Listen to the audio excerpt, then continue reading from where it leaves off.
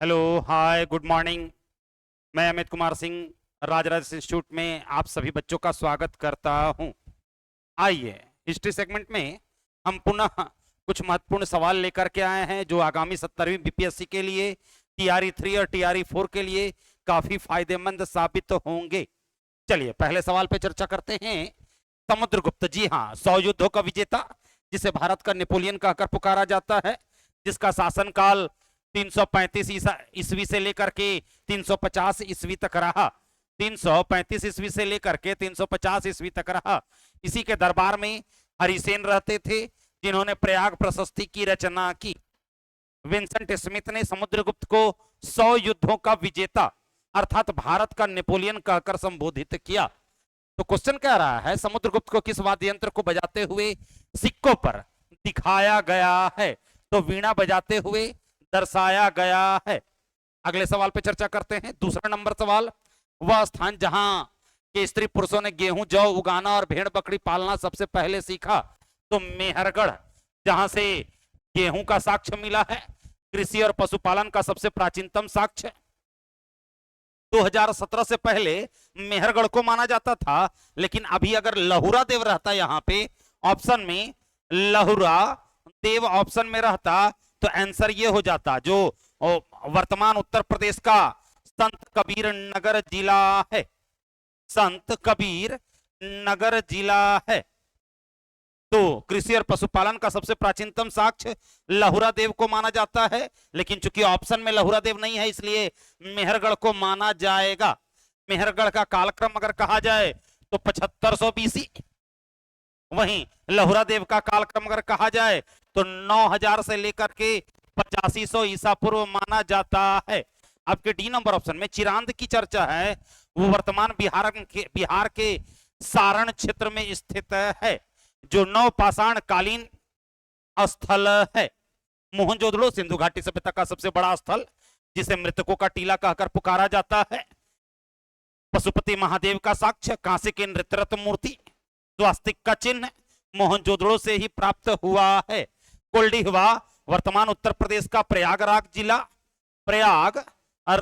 जिला, जहां से चावल के सबसे प्राचीनतम साक्ष्य प्राप्त हुए हैं।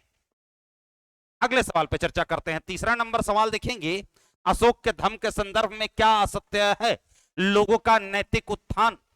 जी हां, अशोक ने बौद्ध धर्म के प्रचार प्रसार के लिए धम्म महामात्रों की नियुक्ति की। धम्म महामात्रों की नियुक्ति की। इसकी जानकारी अशोक के 5वें शिलालेख में, इसकी जानकारी अशोक के 5वें शिलालेख में मिलती है। अशोक, जिसने जन कल्याण हेतु अभिलेख जारी करने की शुरुआत की। अशोक के अभिलेखों को 3 भागों में बांटा गया है। पहला शिलालेख, दूसरा स्तंभ लेख और तीसरा गुहा लेख। अशोक के अभिलेखों को 1750 ईस्वी में टी पैंथलर के द्वारा खोजा गया। वहीं 1837 ईस्वी में जेम्स प्रिंसेप के द्वारा पढ़ने में सफलता पाई गई। अशोक, जिसे देव नाम प्रियदर्शी कहकर पुकारा गया है। अगले सवाल पे चर्चा करते हैं। 4 नंबर सवाल, निम्न में से सत्य कथन का चयन कीजिए। तो ए, हरिसेन ने गौतमीपुत्र सातकर्णी की प्रशंसा में प्रशस्ति लिखा। बिल्कुल नहीं। हरिसेन ने समुद्रगुप्त की प्रशंसा में प्रयाग प्रशस्ति की रचना की, जबकि गौतमीपुत्र सातकर्णी सातवाहन कालीन राजा था। सातवाहन कालीन राजा था। समुद्रगुप्त आर्यावर्त के शासक समुद्रगुप्त के लिए भेंट लाते थे। बिल्कुल सही, आंसर बी हो जाएगा। समुद्रगुप्त, जिसने उत्तर भारत के 9 राजाओं और दक्षिण भारत के 12 राजाओं को पराजित करके करद राज्य के रूप में घोषित किया, अर्थात वो कर देते थे। दक्षिण भारत के 12 राज्य थे, न कि 9 राज्य थे। एहुल पल्लवों की राजधानी थी। बिल्कुल नहीं। कांचीपुरम पल्लवों की राजधानी थी। पल्लव वंश का संस्थापक श्री विष्णु को माना जाता है। पल्लव वंश का संस्थापक श्री विष्णु को माना जाता है। और अंतिम राजा अपराजित पत्थरों को तराश करके मंदिर निर्माण कला की शुरुआत जो है पल्लव शासकों के द्वारा ही की गई थी। महाबलीपुरम का रथ मंदिर पल्लव वंश के राजाओं के द्वारा ही बनवाया गया था। नरसिंह देव वर्मन जिन्होंने महत्वपूर्ण भूमिका निभाई थी। अगले सवाल पे चर्चा करते हैं। चोल काल में सालभोग नामक भूमि किस प्रयोजन हेतु दी जाती थी? तो विद्यालय के रखरखाव के लिए। जी हाँ, 5वां नंबर क्वेश्चन कह रहा है कि चोल काल में सालभोग नामक भूमि किस प्रयोजन हेतु दी जाती थी? तो विद्यालय के रखरखाव हेतु। आपके नंबर ऑप्शन में ब्राह्मणों को उपहार में दी गई भूमि ब्रह्मदेय कहलाती थी। ब्रह्मदेय कहलाती थी। वहीं ब्राह्मणों को दी गई कर मुक्त भूमि, कर मुक्त भूमि चतुर्वेदी मंगलम, चतुर्वेदी मंगलम कहलाती थी। अगले सवाल पे चर्चा करते हैं। 6ठा नंबर सवाल देखेंगे। बुद्ध और महावीर, जी हां, दोनों 6ठी शताब्दी ईसा पूर्व में सनातन धर्म में व्याप्त आडंबर को दूर करने के उद्देश्य से अलग अलग संप्रदाय और अलग अलग धर्म की स्थापना करते हैं, महत्वपूर्ण भूमिका निभाते हैं, मानव बंधुत्व का नारा देते हुए। और दोनों की मृत्यु एक ही महाजनपद में हुई थी, अर्थात मल्ल राजा सृष्टिपाल के शासन काल में दोनों की मृत्यु हुई थी। कहा जाता है मल्ल की 2 राजधानियां थी, पहला कुशीनारा जहां महात्मा बुद्ध की मृत्यु हुई, दूसरा पावा जहां महावीर स्वामी की मृत्यु हुई। तो क्वेश्चन क्या कह रहा है? बुद्ध और महावीर के अनुसार वही सच्चे ज्ञान को हासिल कर सकते हैं जिन्होंने अपना घर छोड़ दिया हो, जिन्होंने अपना घर छोड़ दिया हो।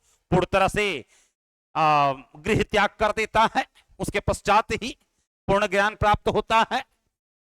7वां नंबर सवाल। अलाउद्दीन खिलजी ने बाजार नियंत्रण हेतु कौन सा कदम उठाया था? तो अलाउद्दीन खिलजी का शासनकाल 1296 से लेकर के 1316 ईस्वी तक रहा, जिसके दरबार में अमीर खुसरो रहते थे, जिसके दरबार में अमीर खुसरो रहते थे, जो सितार और तबले का आविष्कारक था। दीवाने रियासत, सहना की नियुक्ति, कीमत नियंत्रण, जी हाँ, मूल्य नियंत्रण प्रणाली, ये तीनों सही होगा। तो कौन सा कदम नहीं उठाया था? तो दीवाने मुस्तखराज, जी हाँ, ये मूल रूप से अगर कहा जाए तो दीवाने मुस्तखराज नामक पद का सृजन अलाउद्दीन खिलजी के द्वारा ही किया गया था और इसके तहत अमीरों से बकाये कर की वसूली की जाती थी। दीवाने मुस्तखराज के तहत अमीर से, तुर्क अमीरों से बकाये कर की वसूली की जाती थी। आप ध्यान देंगे कि बाजार व्यवस्था की शुरुआत अलाउद्दीन खिलजी ने क्यों की? तो सैनिकों को नकद वेतन देने के उद्देश्य से अलाउद्दीन खिलजी ने बाजार व्यवस्था की शुरुआत की, जिसे सहना मंडी के नाम से जाना जाता था। मूल्य नियंत्रण प्रणाली की शुरुआत की। दीवाने रियासत और दीवाने विजारत नामक पद का सृजन अलाउद्दीन खिलजी के द्वारा किया गया। हौज खास, अलाई दरवाजा, हजार सितून महल, सीरी का किला अलाउद्दीन खिलजी के द्वारा ही निर्मित किया गया।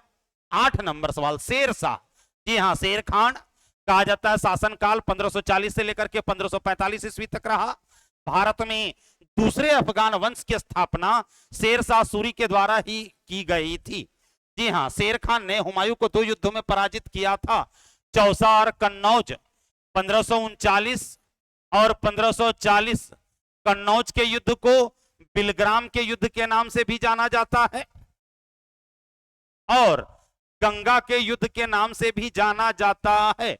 जी हां, चौसा युद्ध के पश्चात ही शेर खान शाह की उपाधि धारण करता है और शेर शाह कहलाता है। वहीं सरहिंद का युद्ध जो है वो 1555 में हुआ था, हुमायूं और सिकंदर शाह सूरी के बीच। अगले सवाल पे चर्चा करते हैं। 9 नंबर सवाल देखेंगे। दीवानी, जी हां, दीवानी तो भू राजस्व वसूलने का अधिकार, दीवानी भू राजस्व वसूलने का अधिकार था। शेरे मैसूर टीपू सुल्तान को कहा जाता था। रानी चेन्नम्मा, जी हां, दक्षिण भारत का, इन्हें लक्ष्मीबाई कहकर पुकारा जाता था, इन्हें दक्षिण भारत की लक्ष्मीबाई कहकर पुकारा जाता था। सिपाही विद्रोह, जी हां, सिपाही 1857 की क्रांति। तो आंसर हो जाएगा 2143 बी।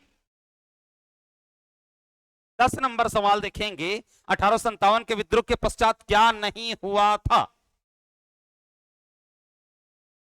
तो 1857 की क्रांति के पश्चात जो है कंपनी के सभी अधिकार ब्रिटिश साम्राज्य से ले लिए गए थे। बिल्कुल सही है, सीधे ब्रिटिश क्राउन के हाथ में चला गया था। एक सलाहकारी संस्था इंडिया काउंसिल की नियुक्ति हुई थी, यह भी सही है। 1858 के अधिनियम के तहत मुसलमानों की जमीन और संपत्ति बड़े पैमाने पर जब्त कर ली गई थी, यह भी सही है। क्या होगा, सेना में अवध के लोगों को वरीयता दी गई थी? बिल्कुल नहीं। 1857 की क्रांति के पश्चात अवध और बिहार के सैनिक जो थे उन्हें निकाल बाहर किया गया था, और इसमें मूल रूप से सिखों को, गोरखा को, नागाओं को शामिल किया गया था। 1857 की क्रांति लॉर्ड कैनिंग के शासनकाल में हुई थी। क्रांति के पश्चात पील कमीशन और रॉयल कमीशन का गठन किया गया, और इसी पील कमीशन के तहत सेना में अवध के लोगों को पूरी तरह से बाहर निकाल दिया गया। बिहार और अवध के सैनिकों को सेना से निकाल बाहर कर दिया गया था। अगले सवाल पर चर्चा करेंगे, 11 नंबर सवाल। 19वीं सदी में ज्योतिबा फूले के सत्यशोधक समाज, जी हाँ, सत्यशोधक समाज की स्थापना 1873 ईस्वी में पुणे में हुई थी। सत्यशोधक समाज ने क्या प्रयास किया था? तो आंसर हो जाएगा ए, दंभी ब्राह्मणों तथा उनके अवसरवादी धर्म ग्रंथों से नीची जातियों की रक्षा। ज्योतिबा फूले जिन्होंने गुलामगिरी नामक पुस्तक की रचना की, इनकी पत्नी का नाम सावित्रीबाई फूले था। इनकी पत्नी का नाम सावित्रीबाई फूले था, जो भारत की प्रथम महिला शिक्षिका थी। गुलामगिरी नामक पुस्तक की रचना ज्योतिबा फूले के द्वारा ही की गई थी। 12 नंबर सवाल देखेंगे, गांधी जी जिस विदेशी पत्रकार को दांडी मार्च के समय अपने साबरमती आश्रम में ठहराए, वह कौन था? जी हां, तो वो वेब मिलर थे। वेब मिलर थे। साबरमती आश्रम की स्थापना 1916 ईस्वी में की गई थी। वहीं आपके ए नंबर ऑप्शन में जेम्स हिक्की, जिन्होंने बंगाल गजट नामक पत्रिका की स्थापना पहली बार भारत में की थी। इसके अलावा जॉर्ज एलन की चर्चा है, इसने पायोनियर पत्रिका की स्थापना की प्रयागराज से। यह पायोनियर पत्रिका क्यों प्रचलन में है? कहा जाता है कि सोम प्रकाश पत्रिका पर वर्नाक्यूलर प्रेस एक्ट लगाया गया था, और वर्नाक्यूलर प्रेस एक्ट का समर्थन इसी पायोनियर पत्रिका के द्वारा किया गया था। आपके डी नंबर ऑप्शन में लुई फिशर की चर्चा है। भारत छोड़ो आंदोलन के दौरान गांधी जी के निजी सचिव लुई फिशर ही थे। अगले सवाल पे चर्चा करते हैं, प्राचीन भारत के किस अवधि को स्वर्ण युग माना जाता है?